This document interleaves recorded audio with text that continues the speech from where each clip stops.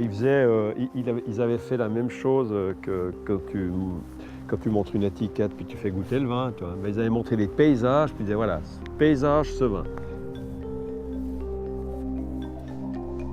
Puis ils avaient fait 10 paysages, 10 bouteilles.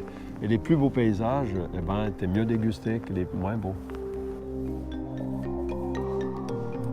Je ne sais pas si ce paysage,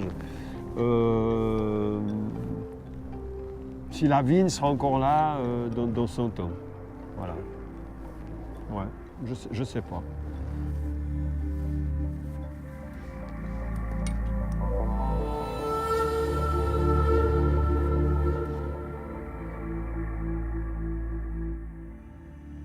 Là, tu as des champs, là, tu as de la forêt.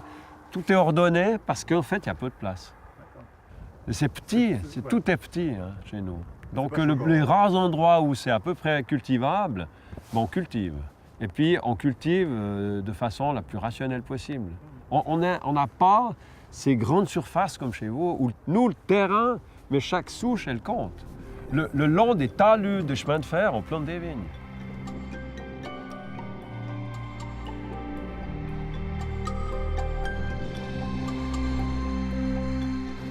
Avant, il y avait des arbres, ils ont tout remanié, et puis on voit que ça n'a pas été fait juste, donc il y a des fois des inondations dans ces plaines.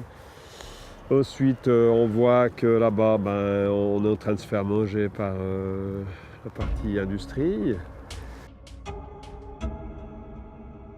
Mais enfin, c'est un paysage qui a été formé par l'homme, bien sûr. Mais c'est pas si vieux que ça comme c'est maintenant, je veux dire. Avant le phylloxéra, il y avait des vignes partout. C'était pas des lignes comme ça. C'était des vignes toutes mélangées par rapport aux autres. Ici, tu tombes sur une zone qui a subi ce qu'on appelle un remembrement, un remaniement parcellaire. Mon père, ici, il avait 5-6 parcelles, des petites parcelles. Maintenant, j'en ai plus qu'une. Ça, c'était bien pour moi. On a créé des chemins, et puis on a créé aussi des amenées d'eau. C'était la génération d'avant. Et ils voulaient que ce soit absolument ordonné, trop simple et tout. Et vous voyez, il n'y a plus de buissons, il n'y a plus beaucoup d'arbres.